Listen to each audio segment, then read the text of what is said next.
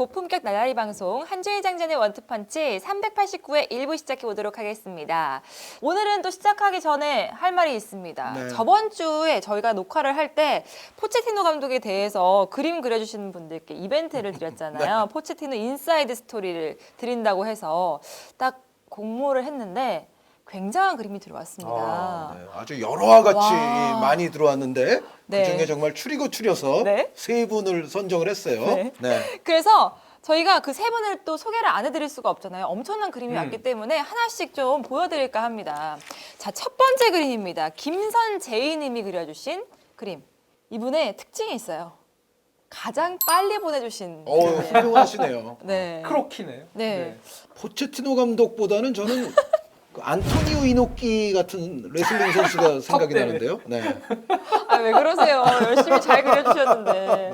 일단은 이분은 제일 빨리 보내주셨기 때문에 그 가산점이 많이 들어갔어요. 그럼요. 네. 중요합니다. 그래서 디테일을 사실을 저희가 높은 점수를 주기는 저는 개인적으로 좀 힘들 것 같은데. 그래서 이렇게 김선재희 님이 어쨌든. 첫 번째 분으로 네, 꼽히셨고요. 제일 빨리 보내주셨어요. 네, 제일 빨리 네. 보내주신 게 특징입니다.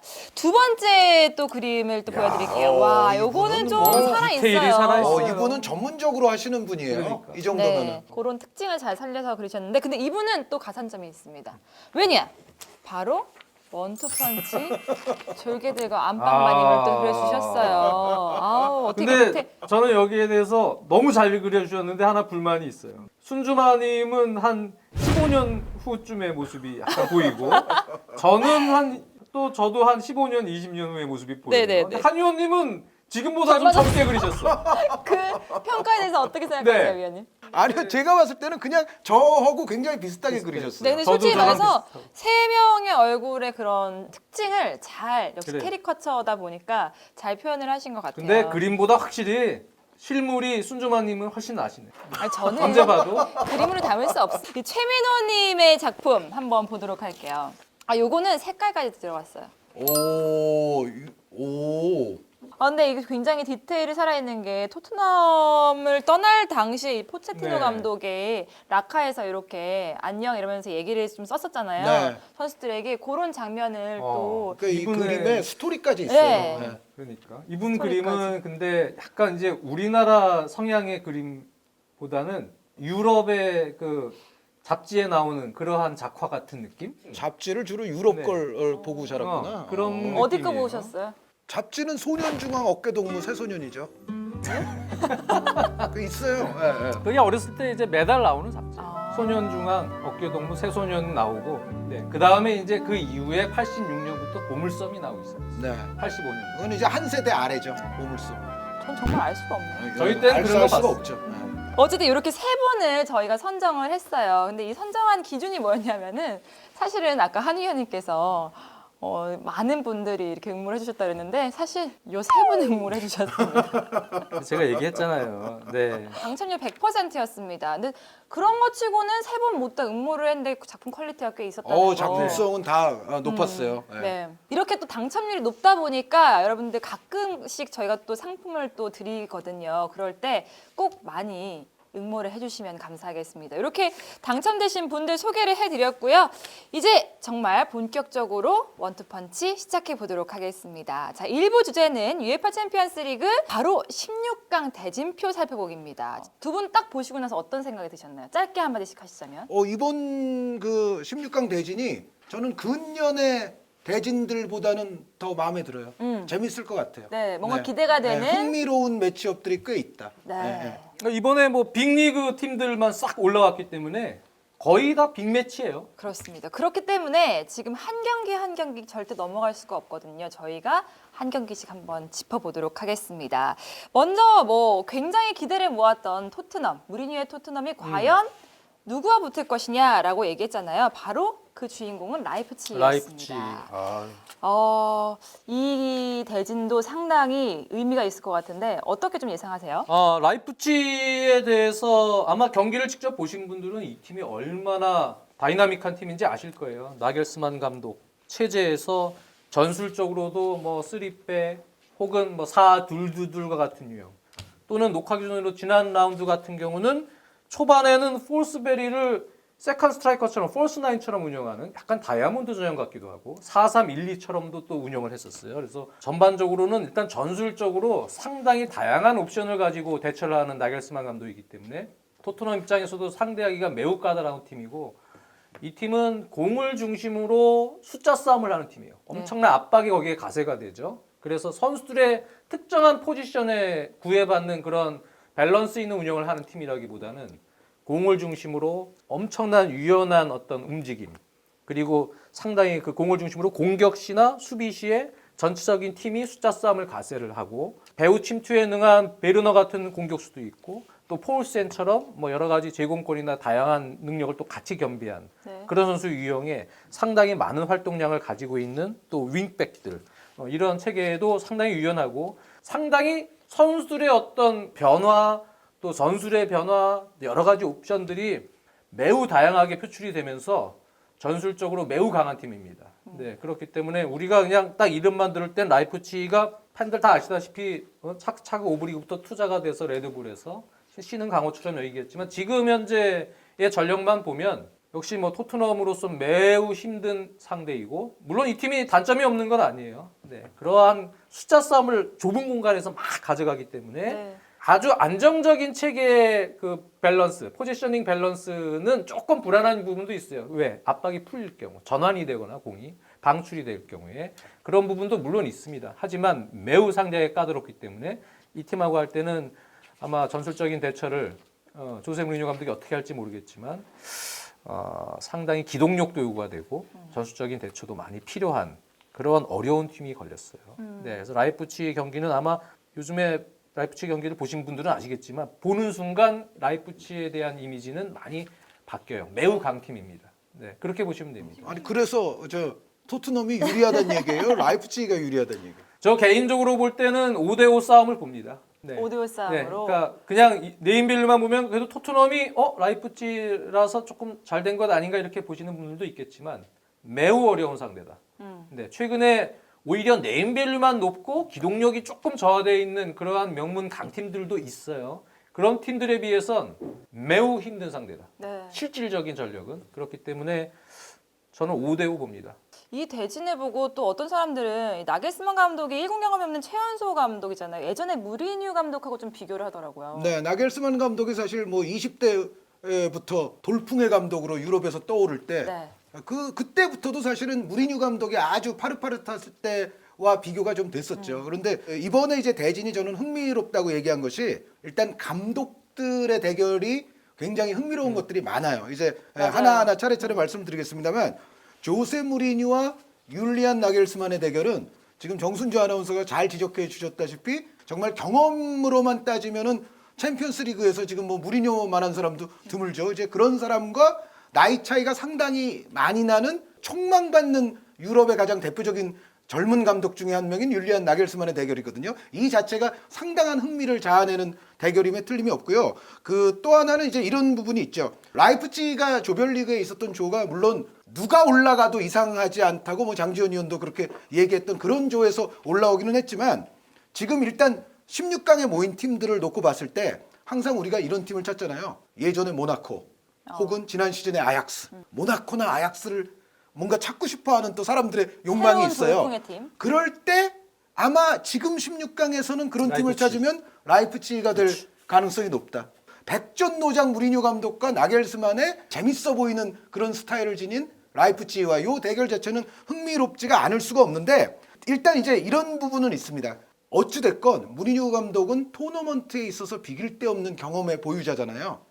무리뉴 감독의 그러한 어떤 장점이 이 매치업에서 더 잘 드러날 것인가? 아니면 장지현 위원님과 이제 제가 토트넘 얘기할 때 뭐 몇 차례 얘기가 됐습니다만 무리뉴 감독의 그 반면에 단점도 좀 노출하고 있지 않습니까? 네. 이미 사실 토트넘 선수들이 체력이 약간 떨어지면서 좀 주전 의존도가 많아지고 이런 부분들을 또 많은 팬분들도 좀 우려하시는 분들이 있단 말이에요. 그런데 이제 이 대결이 이제 당장 하는 게 아니라 2월 달쯤에 벌어지는데 그때까지 무리뉴 감독의 단점은 어느 정도로 나타날까? 그래서 그 당시에 토트넘의 폼은 어느 정도가 돼 있을 것이며 또 하나는 이제 토트넘 같은 경우에 지금 1월 이적 시장에서 뭔가 좀 움직임이 있어야 되는 팀 중에 하나예요. 제가 냉정하게 봤을 때는 지금 이대로 나가면 지금 토트넘 수비진으로서는 라이프치히의 빠른 공수 전환이라든가 그 공격력이 약간 버거울 가능성이 저는 충분히 있다고 보거든요. 그래서 무리뉴 감독도 아마도 1월 이적 시장에서 뭔가 좀 이미 즉시 전력감인 선수들을 가져다가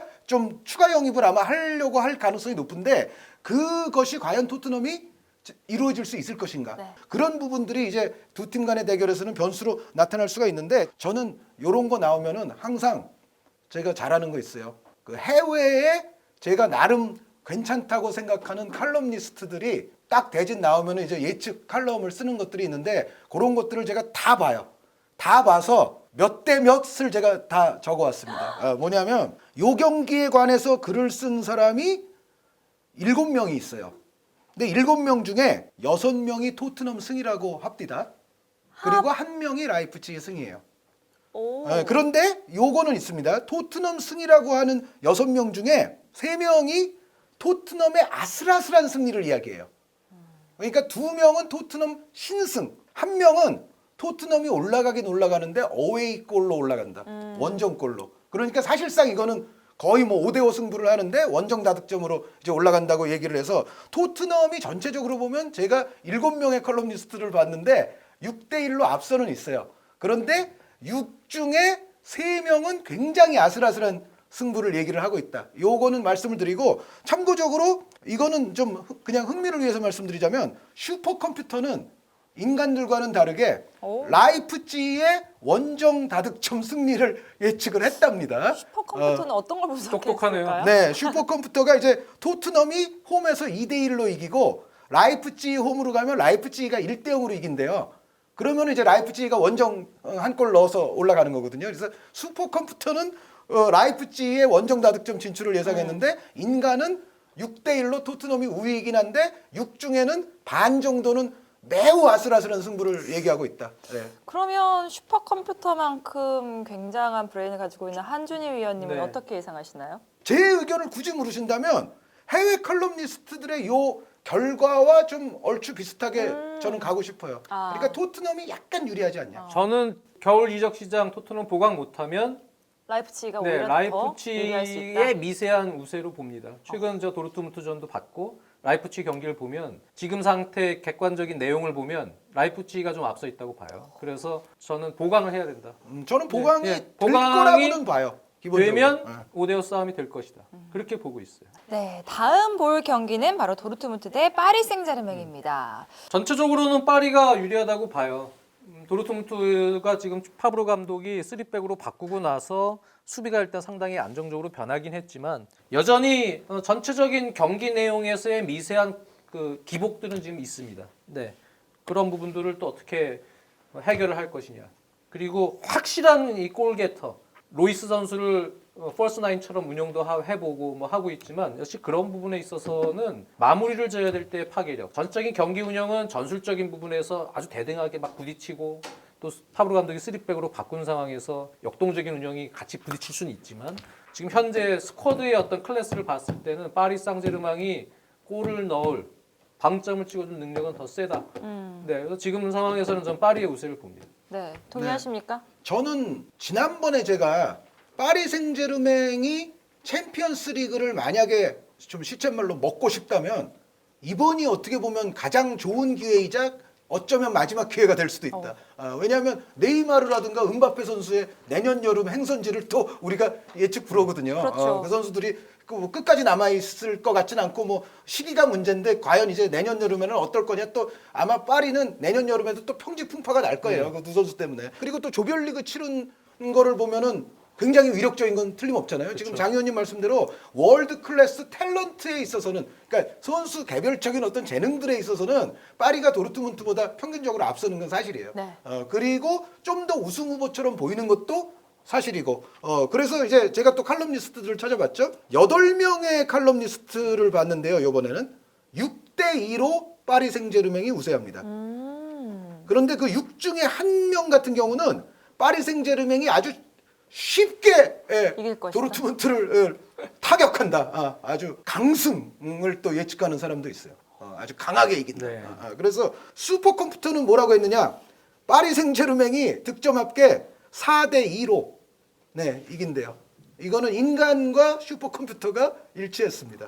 네. 근데 이제 이런 부분들이 있어요. 여기 약간 뭐 곁들이자면 이 대결도 사실은 굉장히 재밌는 스토리가 있는데 토마스 투헬이 도르트문트로 돌아가서 이제 경기를 하게 돼요. 그렇죠. 예, 투헬 대 도르트문트인데 기본적으로 투헬 감독이 지금 뭐 멤버가 뭐 약간 변동이 있을 수는 있지만 투헬 감독은 도르트문트를 워낙에 잘 아는 사람이에요. 그래서 그 부분에 있어서도 파리가 조금 유리함을 가질 수가 있고요. 그런데 이제 다만 파리는 항상 이제 나오는 얘기는 제가 또 저도 몇 년 전부터 그 얘기를 했습니다만 리그에서 편안하게 상대를 무찔렀던 그런 분위기가 챔피언스 리그에 이어졌을 때 별로 좋게 나타나지 않는 경우들이 있고 네. 또 이 팀은 기본적으로 아무래도 조직보다는 뭔가 또 선수들의 그 개별적 탤런트에 의존하는 부분이 많거든요. 그런데 이제 투엘 감독이 과연 이 파리의 그 머리 굵은 또 슈퍼스타들을 과연 장악을 제대로 해서 아주 조직적인 경기를 여기서 뽑아낼 수가 있겠느냐. 만약에 파리가 항상 노출하는 그런 약점들처럼 선수들이 저 개별적 재능은 있지만은 단합이라든가 조직이라든가 이런 게 조금 어긋나기 시작했을 때는 도르트문트도 그 부분을 공략할 수 파고들려지는 있다. 있다. 예, 예. 이 경기 이렇게 살펴봤고요. 이제 다음 경기를 바로 넘어가 보도록 할게요. 레알 마드리드 대 맨시티. 이거 거의 결승전이라고 불리잖아요. 한의원님 제스처대로 하면 한의원님 제스처. 아, 좀 느낌 사는데요? 네? 그 책상을 그 너무 세게 치는 거 아니야? 이 경기 완전 대박 박힌 대박 경기죠. 경기가 될 것 같아요. 레알 마드리드야 뭐 한의원님이 더 잘 아시겠지만 제가 최근에 뭐 새벽에도 지금 엘 클라시코를 보고 최근 레알 마드리드의 어떤 올라오는 페이스, 지단 감독의 페이스들을 보면 상당히 희망이 많아요. 물론 그때 이 두 팀은 리그 순위 상황이 매우 중요합니다. 네, 약간의 로테이션으로 이제 이 경기에 집중시킬 수 있게끔 만들어줘야 돼요. 카세미로는 뭐 최고의 수비형도 역할을 그럴 때 올 시즌에도 계속 잘해주고 있고 보강이 이제 1월 이적 시장에 저는 어느 정도 되리라고 좀 희망적으로 봐요. 레알 네. 마드리드가. 그래서 공격의 파괴력 그런 부분에 있어서 벤제마가 물론 올 시즌 잘해주고는 있지만 좋고 자원 또 어린 선수들도 로드리고나 좋은 선수들도 있지만 그래도 경험적으로 조금 더 파괴력 있는 공격진이 한 명 정도 더 보강이 되고 허리 라인만 잘 융통성 있게 돌려서 경기 집중할 수 있으면 맨시티는 상당히 좋은 팀이지만 제가 봤을 때는 지금 페이스가 정점에서는 좀 떨어지고 있어요. 팀이 한창 좋았을 때보다는 조금 떨어지는 페이스예요. 그래서 이적 시장을 이제 어떻게 보느냐가 중요한데 두 팀 다 이제 물론 리그 순위의 경쟁 체제가 그때 이제 2월 되면 어떻게 될지 모르겠어요. 근데 지금 상황에서는 예전 같았으면 만약에 이게 시즌 초였다? 그럼 저는 맨시티의 승리를 봤을 네네. 거예요. 근데 지금 상황에서는 5대5 이것도 5대5. 네. 그래서 전혀 모르겠어요. 1월 이적 시장이 중요할 것 같아요. 거기서의 보강이 레알이 조금 잘 되면 저는 레알 쪽으로 갑니다. 네. 네. 근데 지금 상황에서는 5대5. 보강에 따라서 달라질 수도 있을 것이다. 그리고 또 지단과 과르디올라의 지략 대결도 상당히 좀 기대가 돼요. 그렇죠. 이 대결들이 대부분 감독 싸움이 지금 감독 재밌어요. 싸움이 지금 많은데 지단과 과르디올라는 또 레알의 슈퍼스타 옛날 선수 시절 바르셀로나의 또 슈퍼스타 과르디올라 아닙니까? 그래서 그 대결 자체도 재밌고 또 과르디올라 감독이 산티아고 베르나베우로 다시 돌아가서 경기를 한다는 것도 상당히 또 재밌는 포인트입니다. 그런데 장 의원님 얘기에 제가 150% 이건 동감하는 게 두 팀 모두가 1월 이적 시장에 추가 영입의 가능성이 있는 팀들이에요. 그 추가 영입이 되느냐 안 되느냐 되면 이제 어떤 쪽으로 되느냐가 두 팀 모두에게 있어서 중요하고요. 그런데 맨시티가 그래도 우세할 것이라고 주장하는 칼럼니스트들의 대부분의 공통점이 뭐냐면 맨시티가 지금은 이제 수비 문제 같은 거를 많이 겪고 있지만 이때쯤 되면 이제 라포르트 선수가 올 거다. 그러면은 다 복귀하겠죠. 페르난지뉴 선수를 지금처럼 뭐 억지로 수비수로 쓸 필요 없이 페르난지뉴 선수가 제일 잘할 수 있는 이제 미드필드로 다시 올라갈 수가 있고 전체적으로 맨시티가 뭐 사네 같은 공격 자원이 또 돌아올 수도 있고 그래서 맨시티가 조금 더 정상화된 모습에서 레알 마드리드와 싸울 수가 있을 것이다라고 보는 사람들이 있고요. 여기에 이제 요것도 있죠. 맨시티가 만약에 리버풀보다 지금도 사실은 따라잡기 쉽지 않아 보이는 차이이기는 합니다만 그게 더 또 이제 유리하죠. 예, 챔스는. 12월, 1월에 어떻게 될지가 이제 문제예요. 그러니까 12월과 1월에 리버풀이 조금 이제 실족을 약간 한다고 예를 들어 치면 그러면은 맨시티가 이제 우승 레이스가 다시 이제 점화가 될 수가 있거든요. 그렇죠. 그런데 그렇지 아니하고 지금 정도의 차이로 이제 쭉 간다 그러면 맨시티는 이제 올 시즌에 남은 거는 챔피언스 리그밖에 없다라는 식으로 갈 수가 있죠. 근데 제가 이건 시즌 시작하기 전에 애초부터 좀 그 얘기를 했잖아요. 과르디올라 감독에게는 이제는 챔피언스 리그가 정말 필요하다. 왜냐하면 과르디올라 감독과 과르디올라가 지도했던 팀들의 명성에는 조금 걸맞지 않게 챔스에서 너무 연타로 지금 실족을 많이 한 상태이기 때문에 수뇌부도 그걸 원하고. 과르디올라 감독 입장에서도 그리고 맨시티 입장에서도 지금은 이제 챔피언스 리그에서 성공할 때가 사실은 약간 지났거든요. 그래서 뭐 리그 성적도 그렇고 여러 가지 정황으로 봤을 때는 여기에 올인할 가능성이 있다. 그래서 맨시티가 유리하다고 보는 사람들의 논거는 주로 그 두 가지예요. 챔스에 올인할 거다. 그리고 라포르트 같은 선수가 돌아오게 되면 조금 더 지금보다 좋은 팀이 될 수 있다. 요건데 그럼에도 불구하고 저도 이거는 레알이 어떻게 보강을 잘하느냐에 따라서는 장 의원님 말씀대로 저는 개인적으로 요거는 5대5에 가까울 수 있다고 생각해요. 그러면은 칼럼니스트들의 의견은 어떻냐? 제가 8명의 글을 봤는데요. 6대2로 맨시티 우세입니다. 예. 근데 요거는 약간은 감안을 하셔야 되는 게 영어권 칼럼니스트가 조금 많아요. 그러면 아무래도 좀 그렇죠. 프리미어 리그를 더 잘 알고 하기 때문에 거기에 조금 경도될 수는 있는데 어쨌든 그래도 이 칼럼니스트들이 어느 정도 많이 아는 사람들이라는 걸 전제하에 이제 제가 말씀을 드리면 어쨌든 맨시티가 좀 더 우세하다고 보는 사람들이 많아요. 6대2로 많은데 전체적으로는 어쨌든 맨시티 우위로 나타나고 있고 슈퍼컴퓨터는 득점 합계 4대2로 맨시티가 올라간답니다. 요것도 인간과 컴퓨터가 의견을 같네요. 일치했어요. 네, 맨시티가 우위라고. 알겠습니다. 자, 다음 경기는 어디일까요? 바로 아탈란타와 발렌시아입니다. 이거는 한현현한테 먼저 여쭤볼까요? 네, 이거는 뭐 먼저 하면은 7명의 글을 봤는데 발렌시아 승이 4. 4. 네. 4대 3? 아탈란타가 3입니다. 아. 네, 발렌시아가 아주 칼럼니스트들 간의 대결에서 신승했어요. 네.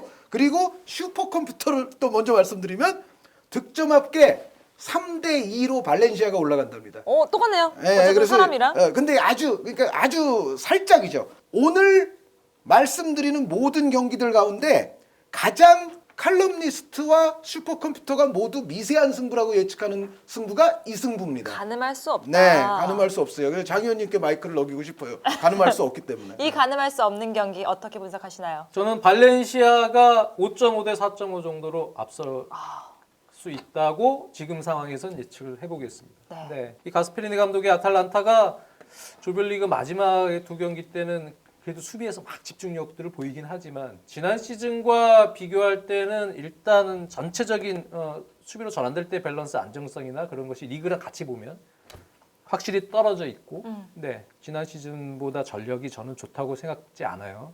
공격에 뭐 워낙 공격 패턴이 좀 다양하고 요즘 그런 역동성은 있지만 오히려 안정성에서는 발렌시아가 좀 앞서고 있다. 그래서 발렌시아는 지금 셀라데스 감독이 부상자가 지금 많은 상황에서도 여러 가지 테스트들을 해보고 있어요. 공격진이 워낙 부상자가 많으니까 페란 토레스를 최근에는 최전방에다도 넣어보고 페란 토레스가 근데 지금 상당히 많이 올라오고 있어요. 그리고 또 로드리고 같은 선수의 롤도 4, 5일에서 윙어 역할도 맡겨보고 투톱 역할도 맡겨보면서 조금씩 공격진에서 여러 해법을 찾으려고 하는데 그래도 전체적인 내용을 보면 팀의 어떤 견고함, 이제 부상자들도 복귀하겠죠. 근데 이제 그때 되면은 이강인 선수도 복귀할 수가 있고 막시 고메스도 올해까지 못 뛰지만 내년에 2월엔 다 복귀를 하니까 대부분 다 다 돌아올 복귀를 겁니다. 해요. 다 복귀가 된 상황에서라면 뭐 이강인 선수 또 많은 기대를 팬들이 하지만 제가 볼 때는 발렌시아의 전술적 옵션, 그다음에 팀의 어떤 견고함,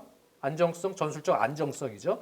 좀 다이나믹한 그런 것보다는 그런 부분이 한 골 차의 어떤 승부에 있어서 발렌시아가 1, 2차전을 하게 될 경우에는 조금 앞서지 않느냐. 그래서 현재는 5.5 대 4.5 정도로 보는 거죠. 네, 그게 이제 발렌시아가 이긴다고 주장하는 사람들이 대부분 그렇게 주장하고 있습니다. 그러니까 아탈란타 그래요? 그 사람들이 그래요? 네, 그래요. 네. 그러니까 좀 아는 사람들이네. 나도 따라하고 있어. 아탈란타는 발렌시아에 비하면 수비라든가 골키퍼 쪽이 발렌시아보다 약하다는 거예요. 분명히 그쪽에 취약성이 있고 발렌시아가 더 견고하고 안정성이 있고 장 의원님 말씀과 제가 또 동의할 수 있는 부분은 발렌시아가 지금보다는 멤버가 좋아지거든요. 네. 이때는 뭐 틀림없이 좋아질 거예요. 그래서 그런 부분을 이제 발렌시아가 우세점이라고 들 수는 있는데 그런데 아탈란타가 이길 거라고 얘기하는 3명은 그럼 뭐겠습니까? 뭘까요? 요게 이제 모순의 싸움인데요. 아탈란타가 이긴다고 생각하는 사람들은 아탈란타의 그 이른바 하이 템포 프레싱, 네. 아까 뭐 라이프치 얘기할 그렇죠. 때도 그런 그런 얘기가 거에 나왔습니다만 하이 라인, 하이 템포의 압박이 아주 좋은 팀 아닙니까? 여기에 이제 공격에 또 재능 있는 선수들이 여러 명 표준하고 있거든요. 그래서 그런 아탈란타의 공격성 압박이